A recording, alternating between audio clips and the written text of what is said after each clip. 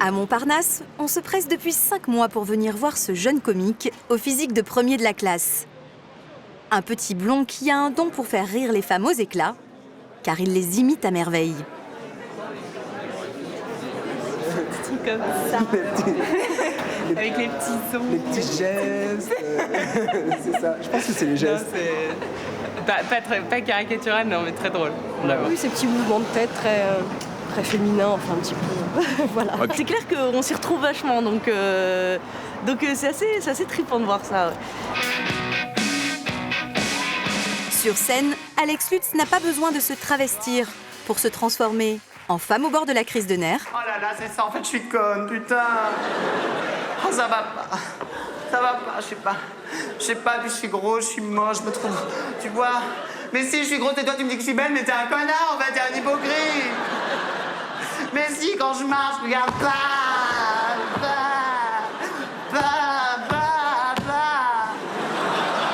Ou en vendeuse, très peste, un de ses sketchs les plus célèbres.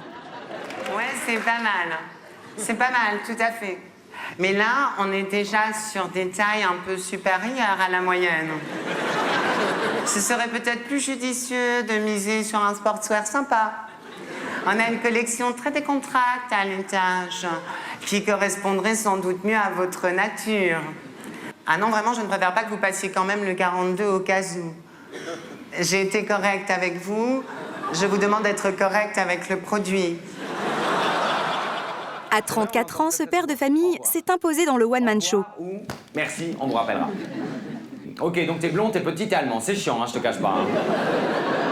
Et son talent n'a pas échappé au cinéma. Son rôle de Nasillon dans OSS 117 restera dans les annales. Heinrich. Il n'y a plus de Heinrich.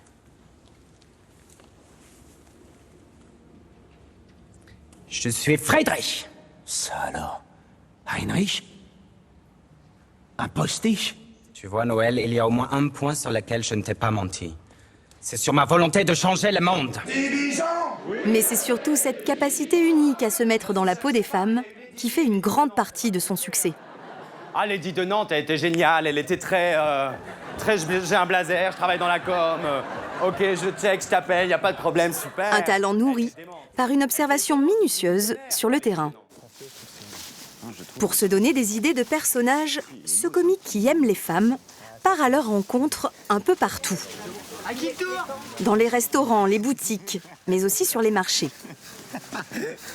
Avec son metteur en scène, qui est aussi son meilleur ami, ils se font dans la masse et n'en ratent pas une.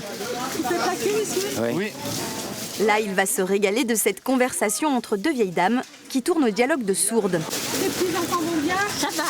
À part que j'en ai une à la maison parce qu'elle est malade et sa mère...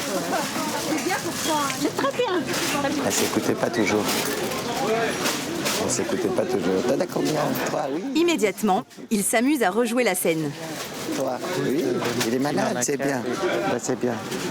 Alex Lutz se met aussi dans la tête de certaines et improvise ce qu'elle pourrait dire.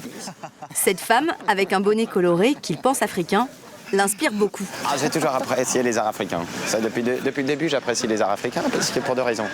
C'est que je trouve qu'on est souvent raciste, bêtement. Alors qu'ils font un artisanat. Et ils font un artisanat formidable et moi j'en prends toujours leur chapeau, j'adore leur chapeau. Donc c'est pas la peine de discuter, c'est ce qu'il y a de plus chaud. Voilà. Donc, tout ce qui va être Pérou, tout ce qui va être Afrique, tout ce qui va être un peu étranger. Ça me fait un petit peu voyager. Ça me fait voyager, voilà. Donc. Mais aujourd'hui, sa bonne trouvaille, c'est cette marchande à la langue bien pendue. C'est moulé à la louche et tout, c'est pas de l'embouti, voilà. Enfin, en même temps, ça c'est une galetière, hein, c'est pas... Ah oui, c'est un peu grand. Une crêpe, c'est 28 en principe. Oui, c'est vrai. La crêpe, c'est 28. Après, c'est un pancake. Mais une crêpe, c'est 28. C'est un blinis. Une fois que j'ai chopé un truc, ou une voix, ou une attitude, ou un personnage qui me plaît, où je me dis que ça peut faire personnage, après j'ai plutôt besoin de très vite me barrer et de faire ma cuisine. Et il va s'y mettre dès le lendemain. Au théâtre, il va tenter d'élaborer un nouveau personnage avec comme ingrédient de base la vendeuse de poêle à crêpes. Qu'est-ce qui vous a attiré? Chez la crêpière? Ah, cette gouaille. C'est la gouaille qui est démente. Elle parle comme un bonhomme, quoi. Ça pourrait être un garagiste, mec, dans un garage qui te parlerait de ses pistons. Bah ça, je vous ai mis du 12, hein, ça tient. Mais au final, ce personnage de femme trop masculine ne l'inspire pas tant que ça. Il lui faut pourtant trouver quelque chose, car il veut continuellement renouveler ce spectacle qu'il joue un peu partout depuis 5 ans. Ça te met un peu en danger, non, aussi, de... Ah oui. De faire des nouveaux... Non mais c'est bien, quoi, et puis d'avoir envie de jouer des nouveaux personnages, des trucs, pour que ça devienne jamais une routine. C'est surtout ça. C'est bien, ça. Une idée finit par arriver. Il se souvient d'une dame sur un autre marché qui l'a fait beaucoup rire. J'ai eu une bonne femme qui était comme ça, qui était très indécise, très fort, oh, oui, tout. Oh, oui, non, oh, oui. Oh, vous avez que des quetchs? Mais je voulais des Mirabelles, vous n'avez pas de Mirabelles? La semaine dernière, vous aviez des Mirabelles. Voilà, c'est la fin du monde, quoi. Ah, mais non, j'ai des Reine-Claude, ça n'a rien à voir. Voilà, elle est chiante, quoi. Ah bah oui, mais j'ai l'air de quoi si je présente une tarte de Reine-Claude? Alors je dis à mes amis, c'est une tarte de Reine-Claude. Déjà, les gens ne savent pas ce que c'est, ils pensent que c'est un prénom. Ah non, non. Son metteur en scène, qui est son premier public, éclate de rire.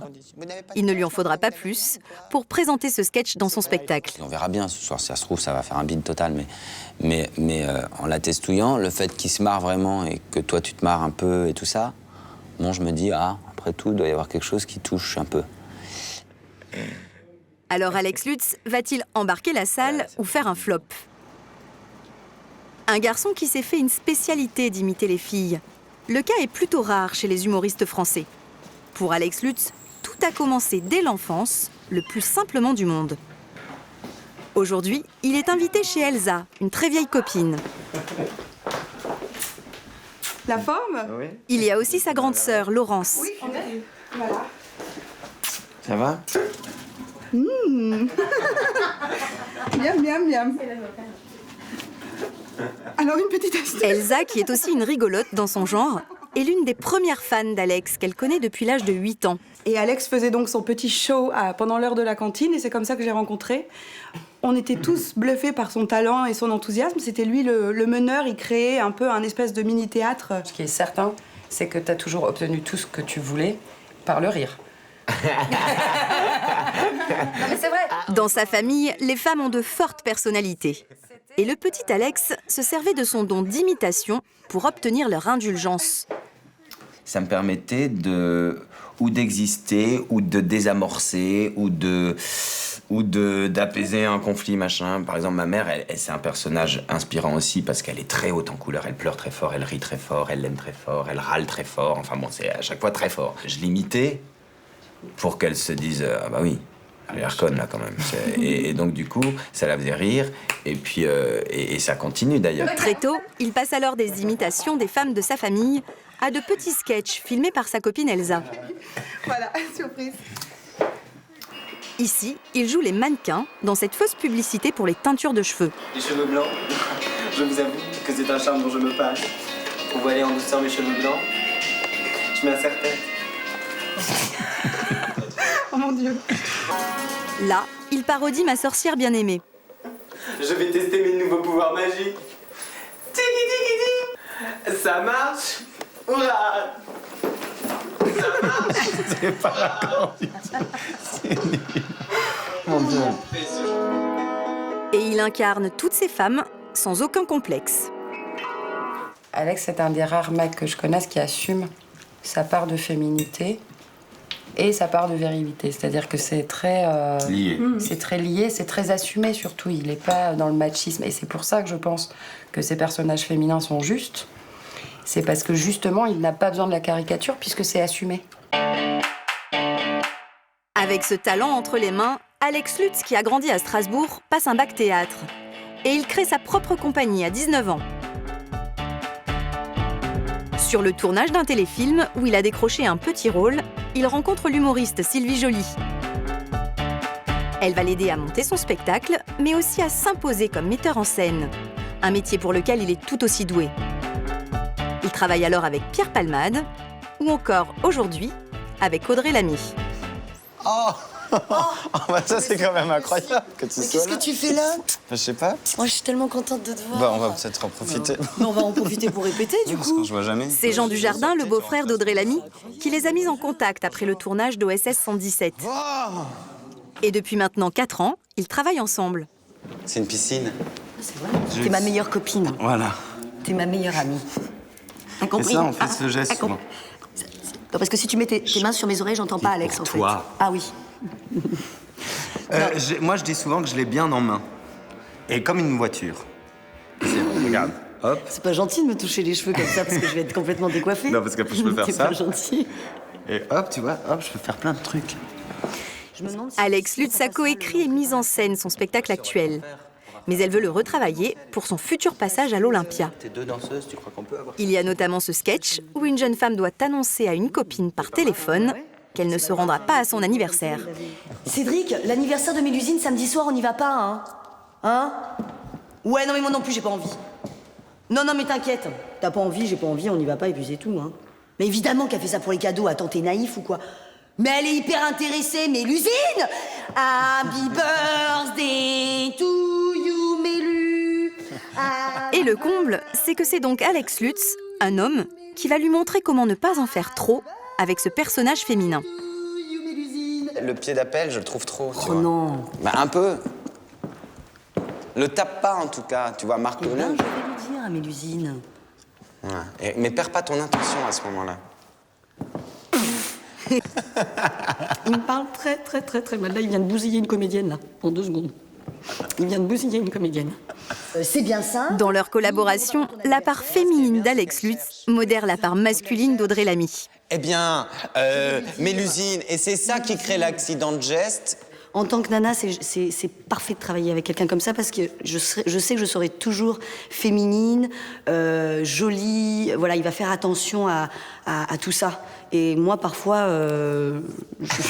je m'en moque un peu de m'enlaidir ou de faire des choses qui peuvent être au bord de, pas de la vulgarité, mais voilà, de certaines choses qui, voilà, il faut faire attention quand on est une fille. Elle est très mauvaise tout d'un coup, parce que ça m'a fait chier qu'elle ait dû chercher. Le soir même, Alex Lutz inverse de nouveau les rôles. Il redevient comédien pour son spectacle, qui commence dans 2 heures. Bye bye, bon bah. Le meilleur moyen qu'il ait trouvé pour se décontracter, c'est de faire une petite sieste. Salut.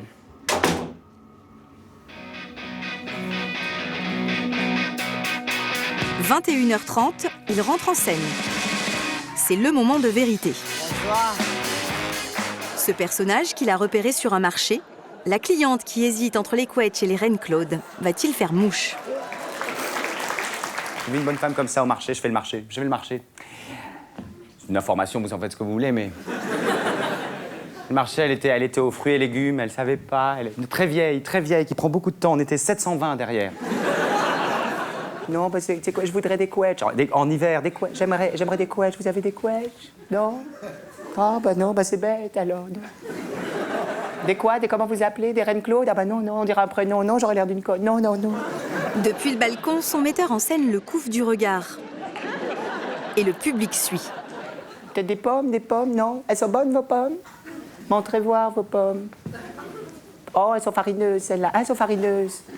Elles sont farineuses, non? Ce soir, la vieille dame du marché a fait son effet. Elle devrait bientôt rejoindre la grande galerie de personnages féminins de l'humoriste.